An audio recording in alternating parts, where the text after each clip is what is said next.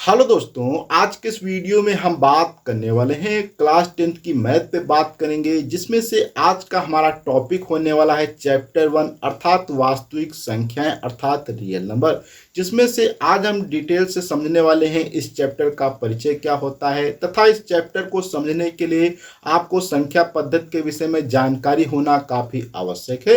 तो आज के इस वीडियो में हम डिटेल से समझने वाले हैं कि संख्या पद्धति क्या होती है, संख्याएं कितने प्रकार की होती हैं, वास्तविक संख्याएं क्या होती हैं, पूर्ण संख्याएं क्या होती हैं, इंटीजर क्या होते हैं, इन सभी चीज़ों को आज के इस वीडियो में हम कवर करने वाले हैं।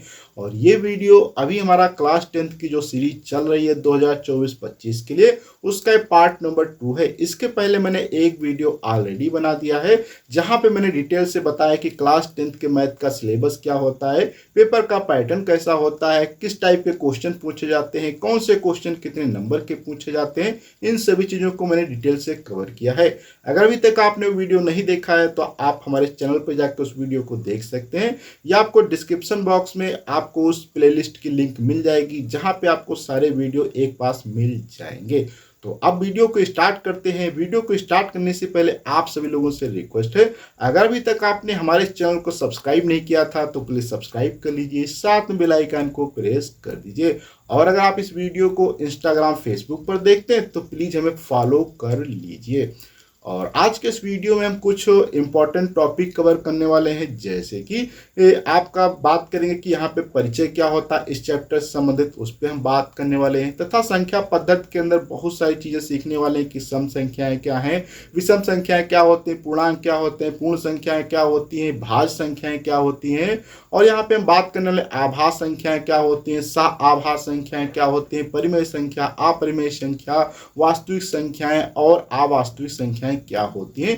इन सभी चीज़ों को आज के इस वीडियो में हम डिटेल से कवर करने वाले हैं। तो बिना देर किए करते हैं आज का वीडियो स्टार्ट। तो सबसे पहले यहाँ पे हम परिचय पे बात करते हैं कि इस चैप्टर के अंदर हम क्या पढ़ने वाले हैं। तो ये चैप्टर पढ़ने से पहले आपने क्लास 9th वगैरह में बहुत ही अच्छे से वास्तविक संख्या और अपरिमेय तथा अपरिमेय संख्याओं के विषय में जानकारी ले ली होगी, लेकिन मैं मान के चलता हूं कि अभी तक आपने क्लास 9th को अच्छे से नहीं पढ़ा है। इसलिए यहाँ पे हम थोड़ा सा बेसिक आज हम समझ लेंगे कि क्लास 10th को स्टार्ट करने से पहले आपको संख्या पद्धति के विषय में जानकारी होना चाहिए। और इस चैप्टर के अंदर हम लोग बात करने वाले हैं कि वास्तविक संख्याओं पर के दो मुख्य जो होते हैं यहाँ पे सिद्धांत होते हैं, जिसमें से सबसे पहला सिद्धांत है यूक्लिड सिद्धांत विभाजन प्रेम का, तथा दूसरा होता है यहाँ पे आप देख सकते हैं अंकगणित की मूलभूत प्रमेय। तो इसको भी हम डिटेल से समझेंगे नेक्स्ट वीडियो में। आज हम समझने वाले हैं कि संख्या पद्धति क्या होती है और संख्याएं कितने टाइप की होती हैं। तो सबसे पहले यहाँ पे हम समझते हैं संख्या पद्धति में जो कि सबसे पहली संख्या हमारी होती है प्राकृतिक संख्या।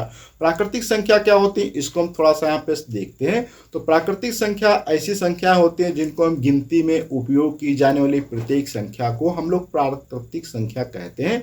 जैसे कि एग्जाम्पल में देख सकते हैं 1 2 3 4 5 6 7 8 9 डैश डैश करके, इस प्रकार की संख्याएं जितनी भी होती हैं जिनको हम रोज गिनती के या गिनने में वस्तुओं के लिए यूज में करते हैं उन्हें प्राकृतिक संख्या कहा जाता है। दूसरे प्रकार की संख्या होती है सम संख्याएं। सम संख्याएं क्या होती हैं इनको थोड़ा समझते हैं। तो ऐसी प्राकृतिक संख्याएं जो दो से पूर्णता विभाजित हो जाती हैं सम संख्याएं कहलाती हैं।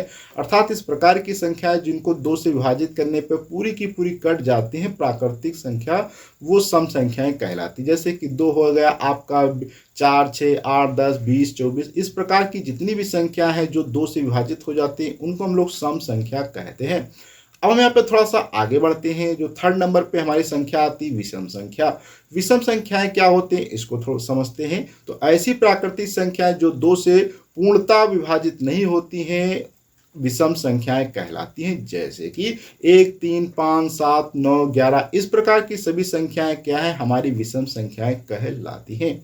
अब हम यहाँ पे थोड़ा सा बात करते हैं फोर्थ नंबर पे पूर्णांक क्या होते हैं अर्थात इंटीजर नंबर्स। तो इंटीजर का मतलब है कि धनात्मक, ऋणात्मक और शून्य से मिलकर बनी हुई संख्या पूर्णांक संख्या कहलाती हैं। अर्थात ऐसी संख्याएं जिसके अंदर धनात्मक संख्याएं आ जाएं, ऋणात्मक संख्याएं आ जाएं और जीरो भी आ जाए उनको हम इंटीजर कहते हैं। जैसे कि यहाँ पे आप देख सकते हैं -5 -4 -2 -1 0 1 2 3, इस प्रकार की संख्याएं सभी क्या हैं एक प्रकार से इंटीजर या पूर्णांक कहलाती हैं। अब हम यहाँ पे थोड़ा सा और बात करते हैं पूर्णांक क्या होते हैं।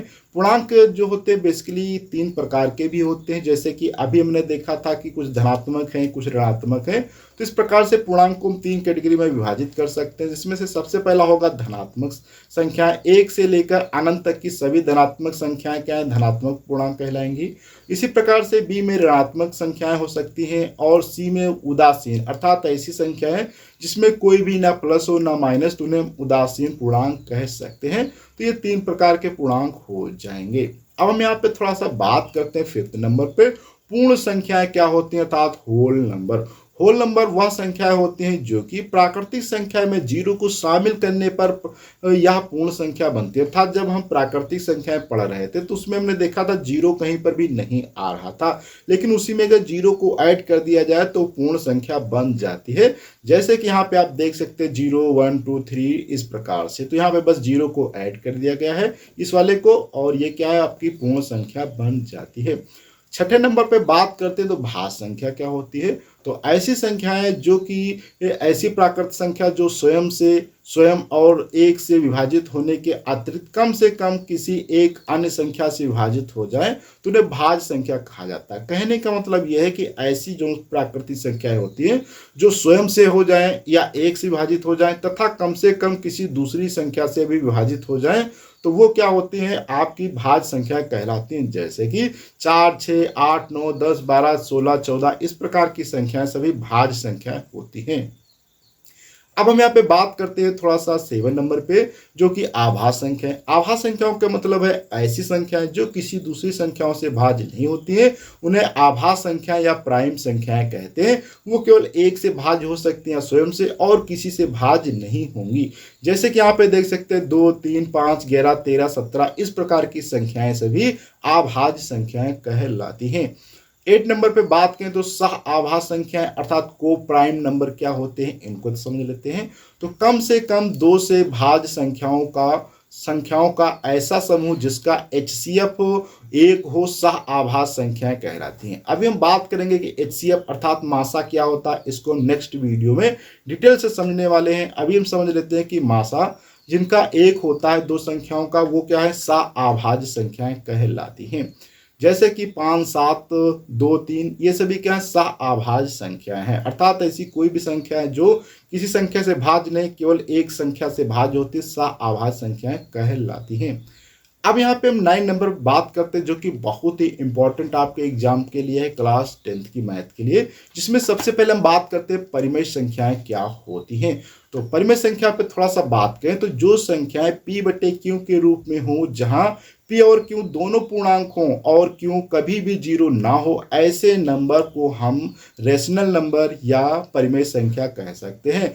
परिमेय संख्या धनात्मक और ऋणात्मक दोनों होते हैं इस प्रकार से, अर्थात परिमेय संख्या क्या दोनों होते हैं और जिनको हम p/q के रूप में लिख सकते हैं। थोड़ा सा और पढ़ते हैं तो रेशनल नंबर वे नंबर भी आते हैं जो डिवाइड करने के बाद या तो एक समय के बाद खत्म हो जाएं या समान संख्या बार बार रिपीट होती है, जैसे कि 10/3 जिसे हम 1.33 लिख सकते हैं के रूप में लिख सकते हैं। इसी प्रकार से कुछ और भी, जैसे 10/7 को अगर हम सॉल्व करें तो ये इस प्रकार से इसका मान आता है, जहाँ पे 1.4278 इस प्रकार से आता है। और यहाँ पे आप देख सकते हैं कुछ समय के बाद ये रिपीट होना स्टार्ट हो जाता है 2587, जैसा कि दिख रहा है कि इसमें एक सीमा के बाद नंबर रिपीट हो जाते हैं।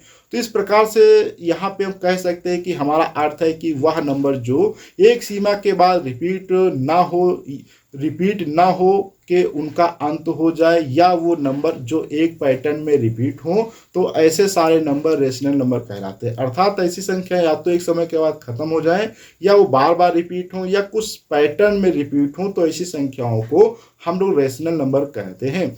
अरेशनल नंबर क्या होते हैं, इसको थोड़ा सा समझ लेते हैं।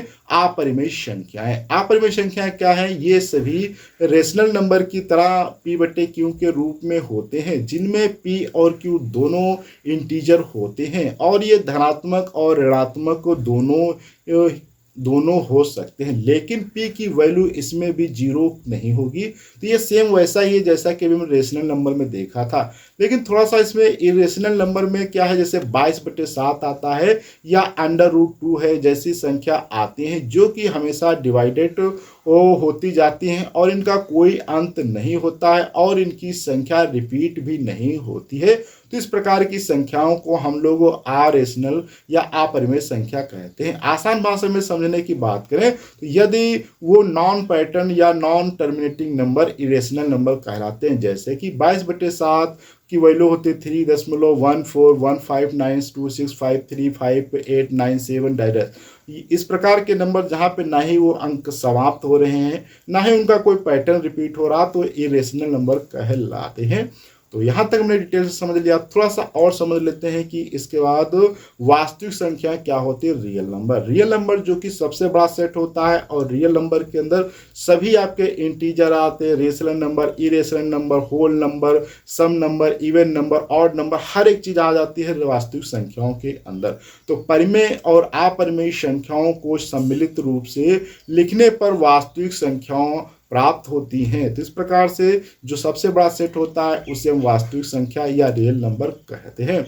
तो आज के वीडियो में हम लोगों ने काफ़ी चीज़ों को समझ लिया डिटेल से। अगले वीडियो में मिलेंगे तो वहाँ पे हम कुछ नई चीज़ों को समझने वाले हैं, जैसे कि नेक्स्ट वीडियो में हम लोग कवर करने वाले हैं कि विभाज्यता क्या होती है, फिर समझेंगे वहाँ पे यूक्लिड विभाजन प्रेमिका क्या होती है और समझेंगे यूक्लिड विभाजन एल्गोरिथम क्या होता है, दो धनात्मक संख्याओं का एचसीएफ कैसे ज्ञात करते हैं, गुणनखंड क्या होता है, मासा क्या होता है, लासा क्या होता है। इस पर कुछ आधारित एग्जाम्पल भी हम लेने वाले हैं तथा कुछ होमवर्क के लिए क्वेश्चंस भी देने वाले हैं। तो नेक्स्ट वीडियो भी काफ़ी इंफॉर्मेटिव होने वाला है, इसलिए आप हमारे इस चैनल को सब्सक्राइब करके रखें। अगर इंस्टाग्राम फेसबुक पर देखते तो प्लीज़ फॉलो करके रखें। तो अगले वीडियो मिलेंगे नई जानकारी के साथ में, जब तक के लिए धन्यवाद।